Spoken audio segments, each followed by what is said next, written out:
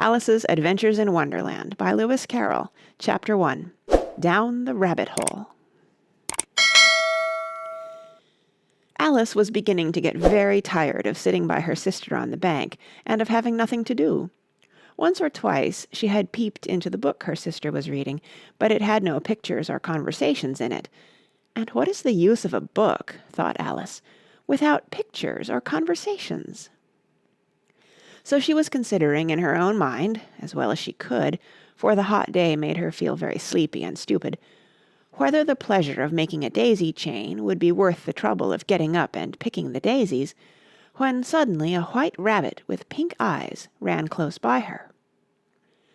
There was nothing so very remarkable in that, nor did Alice think it so very much out of the way to hear the rabbit say to itself, oh dear, I shall be late." When she thought it over afterwards, it occurred to her that she ought to have wondered at this, but at the time it all seemed quite natural. But when the rabbit actually took a watch out of its waistcoat pocket and looked at it, and then hurried on, Alice started to her feet, for it flashed across her mind that she had never before seen a rabbit with either a waistcoat pocket or a watch to take out of it, and, burning with curiosity, she ran across the field after it, and fortunately was just in time to see it pop down a large rabbit-hole under the hedge. In another moment down went Alice after it, never once considering how in the world she was to get out again. The rabbit-hole went straight on like a tunnel for some way, and then dipped suddenly down, so suddenly that Alice had not a moment to think about stopping herself before she found herself falling down a very deep well. Either the well was very deep, or she fell very slowly, for she had plenty of time as she went down to look about her, and to wonder what was going to happen next. First she tried to look down and make out what she was coming to, but it was too dark to see anything. Then she looked at the sides of the well and noticed that they were filled with cupboards and bookshelves. Here and there she saw maps and pictures hung upon pegs. She took down a jar from one of the shelves as she passed. It was labeled Orange Marmalade, but to her great disappointment it was empty. She did not like to drop the jar for fear of killing somebody, so managed to put it into one of the cupboards as she fell past it. Well, thought Alice to herself, after such a fall as this, I shall think nothing of tumbling downstairs. How brave they'll all think me at home.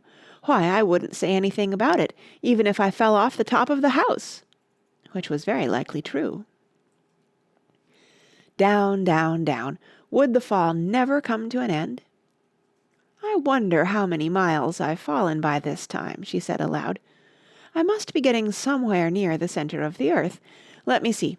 That would be 4,000 miles down, I think.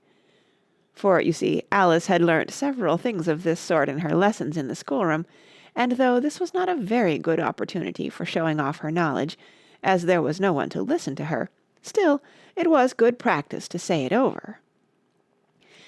Yes, that's about the right distance, but then I wonder what latitude or longitude I've got to. Alice had no idea what latitude was, or longitude either, but thought they were nice grand words to say. Presently she began again. I wonder if I shall fall right through the earth. How funny it'll seem to come out among the people that walk with their heads downward. The antipathies, I think. She was rather glad there was no one listening this time, as it didn't sound at all the right word. But I shall have to ask them what the name of the country is, you know. Please, ma'am, is this New Zealand or Australia? And she tried to curtsy as she spoke.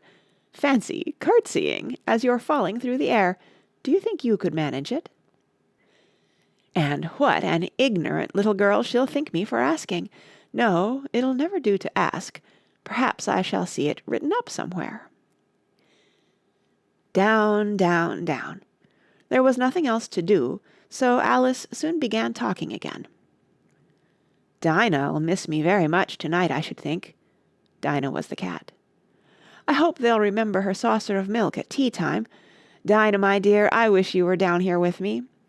There are no mice in the air, I'm afraid, but you might catch a bat, and that's very like a mouse, you know. But do cats eat bats, I wonder?" And here Alice began to get rather sleepy, and went on saying to herself in a dreamy sort of way, "Do cats eat bats? Do cats eat bats?" And sometimes, "Do bats eat cats?"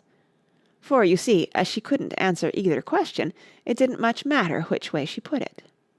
She felt that she was dozing off, and had just begun to dream that she was walking hand in hand with Dinah, and saying to her very earnestly, "Now, Dinah, tell me the truth. Did you ever eat a bat?"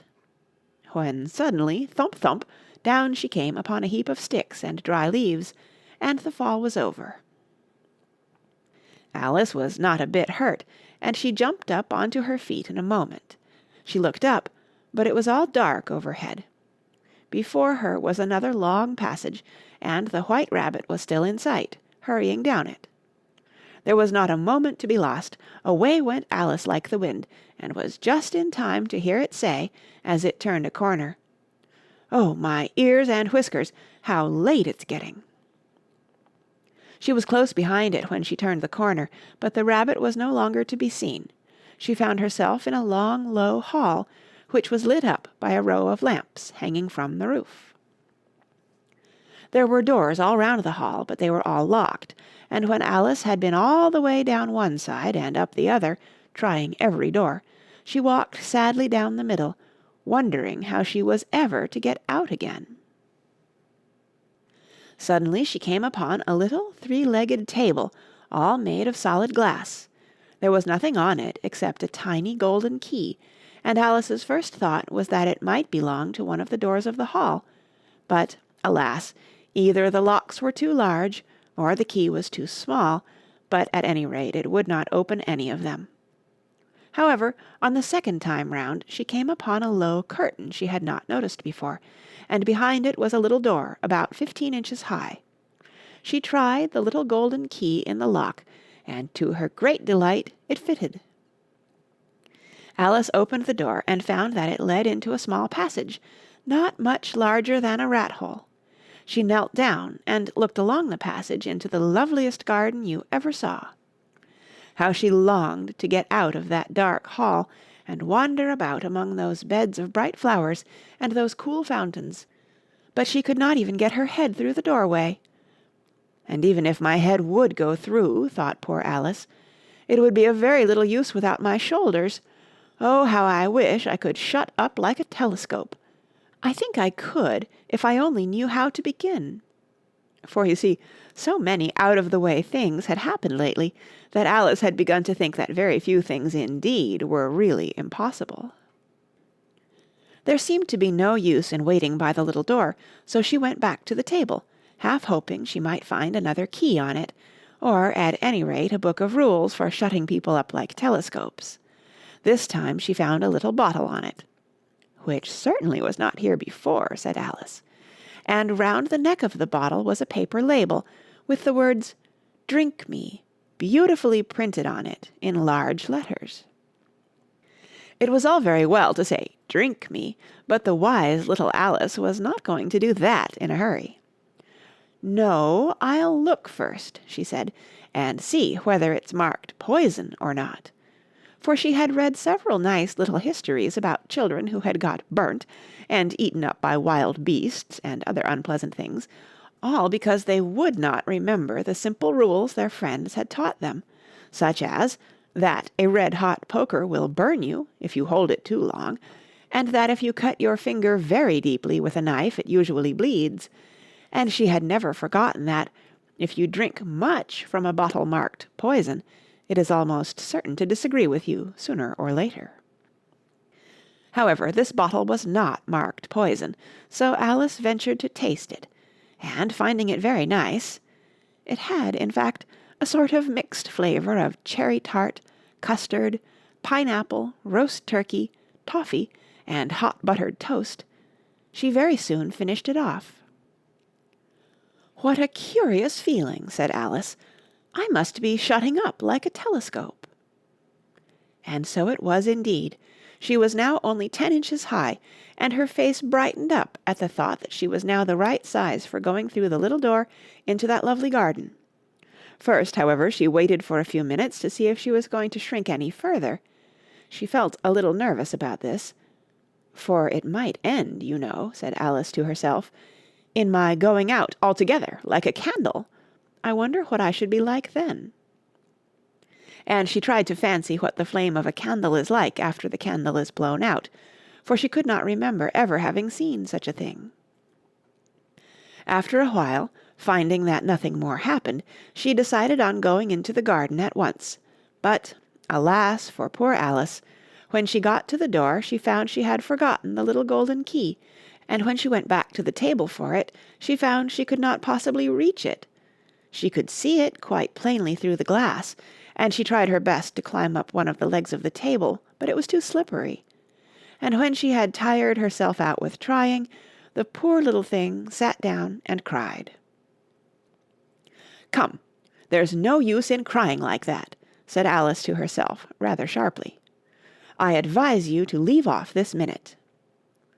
She generally gave herself very good advice, though she very seldom followed it, and sometimes she scolded herself so severely as to bring tears into her eyes, and once she remembered trying to box her own ears for having cheated herself in a game of croquet she was playing against herself, for this curious child was very fond of pretending to be two people.